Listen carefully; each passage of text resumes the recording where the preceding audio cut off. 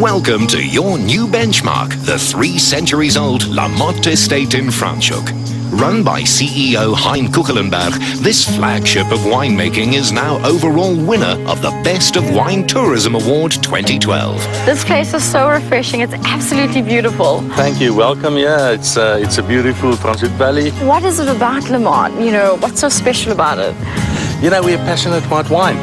We have a very distinctive La Motte style that we started about 8-10 years ago. And we are focusing on that style. It's a classic style. But not only that, you offer an entire cultural experience. So I can go shopping, I can have some wine, I can go to a restaurant. I mean, it's endless. You know, we try to create the different experiences. And one of the experiences is the tasting, but the second one is the food. And the restaurant with our Cape Winelands cuisine, it's a regionalized food concept that we started. The third one is the experience of art and culture with the Pyreneef Museum. People who enjoy wine talk about it and have a thirst for everything that surrounds and goes into the making of it.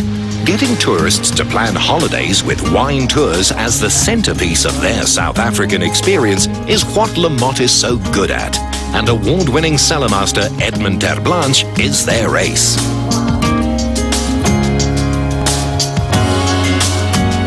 What makes these wines so special? We go and search for the best vineyards to get that flavor. This particular wine is unique because it comes from an area close to the ocean in the Walker Bay area. The wine is full, it will last for quite a few years.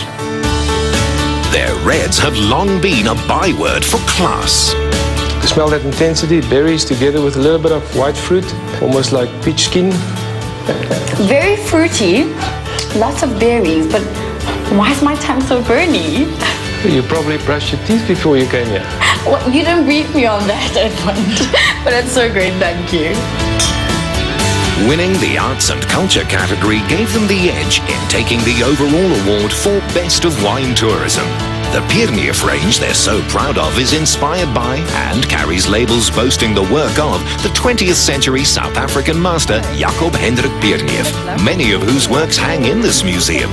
This is such a fantastic way to introduce guests to the Rupert family and Le Motte. You know, La Motte has always had a very strong commitment with the preservation of historic and cultural heritage, and this museum it's a beautiful way to share all of that history with everybody. How was this museum started? The very main reason was to establish a permanent home for a very special collection of Pyreneef's artwork to depict the history of La Motte, because we have a very special history of Cape Dutch and French Huguenot history, and also to feature and to share some of the beautiful artworks of the Rupert Art Foundation.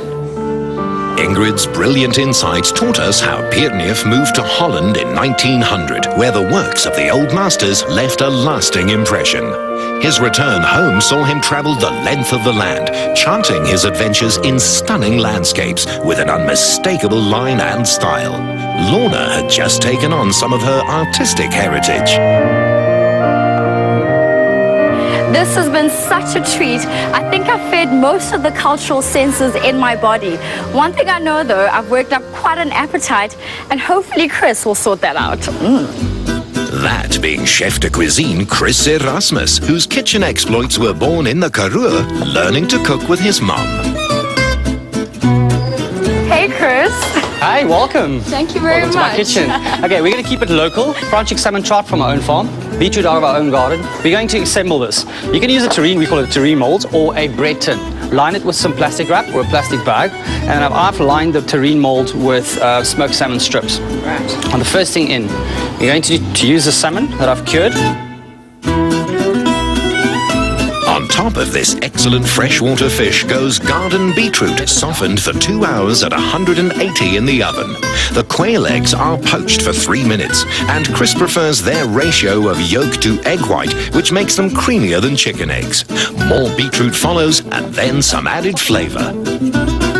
This is a smoked salmon stock. Even if you want something a little sweeter, like apple juice, could work nicely. Chris's mom would be in the pink that she set him on his way to all this. So we fold over the smoked salmon strips now. Get it nice and level. Fold the plastic over. This goes in the refrigerator now to set for a few hours. Prepared earlier, these irresistible sliced steaks were about to get even harder to resist. This is the best part because this is when your artistic part of being a chef comes alive. This is playtime.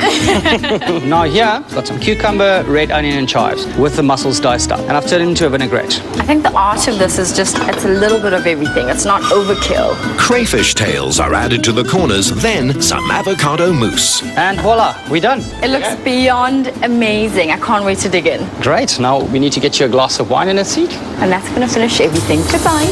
Bye-bye.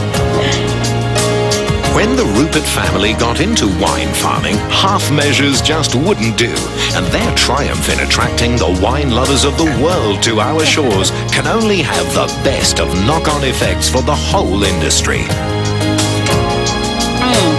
That just hit the spot. Not only am I well fed, but my soul is full. This has been an absolutely amazing experience. Here's to the best of wine tourism. Yet another reason we're so proudly South African.